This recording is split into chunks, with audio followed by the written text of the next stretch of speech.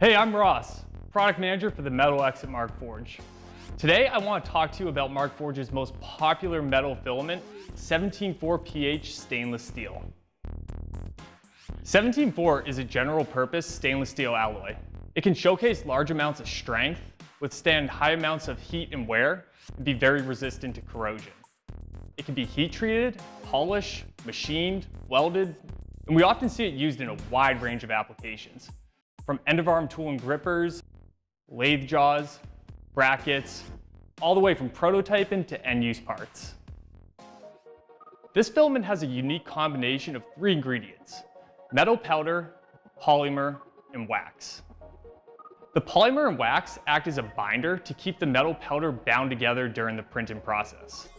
By encapsulating the metal powder in these binders, we prevent the powder from being exposed in the air, and this prevents the need for hazmat suits, respirators, and explosion-proof equipment.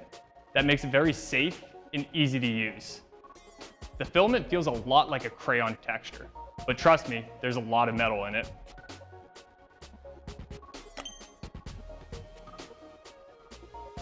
When we extrude the metal filament, we set the nozzle temperature to the melting point of the binders. This increases the viscosity of the filament, and it extrudes through the nozzle, and the metal powder is going along for the ride into the part.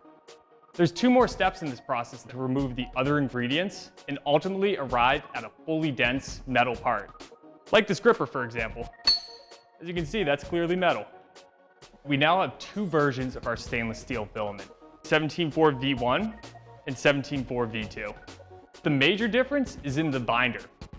With 17.4 V1, if I try to tie it in a knot, it simply breaks.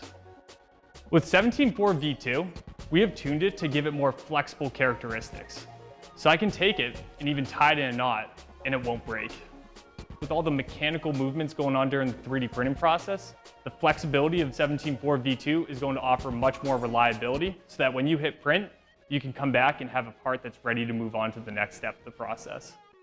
So now that we've gotten that out of the way, why don't we go kick off a print with the new 17.4 V2?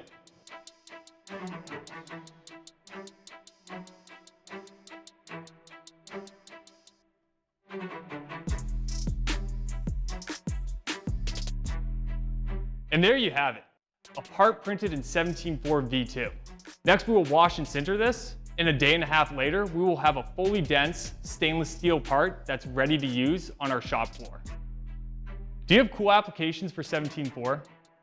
Are you ready to move on to the next stage of your additive journey and begin printing in metal? Hit us up in the comments below. And don't forget to subscribe to Markforged's channel for more content just like this. Happy printing!